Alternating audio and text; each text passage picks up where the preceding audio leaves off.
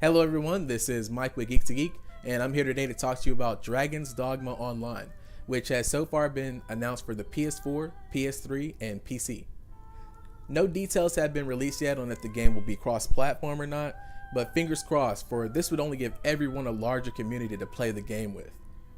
Now, the game is planned to release this year and will be free to play action game with item microtransactions. No details have really been released about what these microtransactions will be, but I hope that they don't add anything that will make the gameplay pay to win. It would be very cool if they just had things like outfits, mounts, hairstyles for players to buy. Now, players are said to take on the role of an awakened in the new land of Lestaria. You'll be able to adventure with 4-player parties, but if you prefer to play solo, you can take AI pawns with you like in the previous games. Now, hearing this makes me wonder if the AI pawns will be able to completely replace other players. Like, will we be able to do hard content with just these pawns? I don't know, that seems like it would kind of defeat the purpose of the game being an MMO, but I guess we'll just have to wait and see.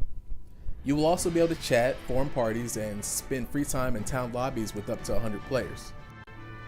So I'm guessing it's going to be similar to Destiny, where there are thousands of people playing and the game will randomly stick you with 100 of them in a town or area, which sounds good to me as long as I get a sense of community, which in my opinion Destiny kind of lacked. There will also be quick matching feature, which is great for anybody who maybe does not have friends on who can play with them. They'll be able to be match made with other players. Dragon's Dogma will be similar to previous entries in terms of combat. You'll be able to use clinging attacks against enemies as before, and players' battles against big enemies and dramatic battles and monsters can become enraged, leading to fiercer attacks.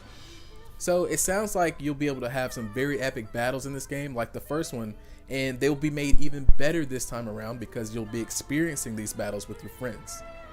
As for the jobs, those currently confirmed in the game include the fighter, hunter, priest, and shield stage. Players will be able to change their jobs whenever they like, as well as the jobs of their pawns. I'm hoping what they mean by this is that we'll have a system similar to Final Fantasy XIV, where you can level up every single class just on one character instead of having to make multiple characters. Now, when it comes to characters, you can expect an upgrade when it comes to the character creation.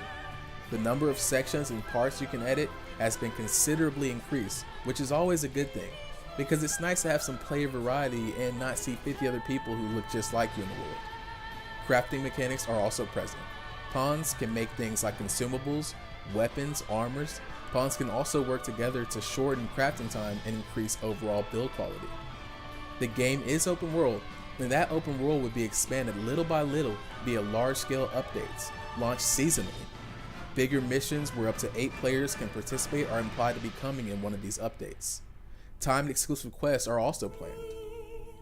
Lastly, I have some comments here from a Famitsu interview with producer Masugawa and director Kinoshita.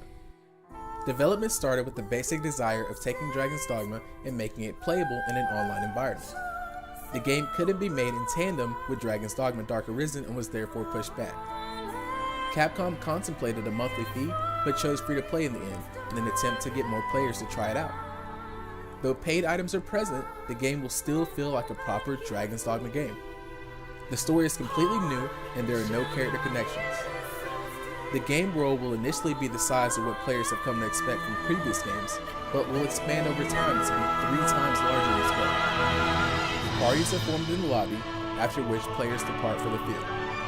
And lastly, an effort has been made to emphasize the strengths and traits of individual classes, but it's not balanced so strictly that players need to be super precise about party making. That's all I have for you today, guys. What do you think about Dragon's Dogma Online? Are you excited to play the game? And do you think that Capcom can bring the same experience of the original to an MMO world? Tell me your thoughts in the comment section down below. Also, feel free to rate the video and subscribe for more info on Dragon's Dogma Online and all things geek. Bye for now, and as always, stay geeky.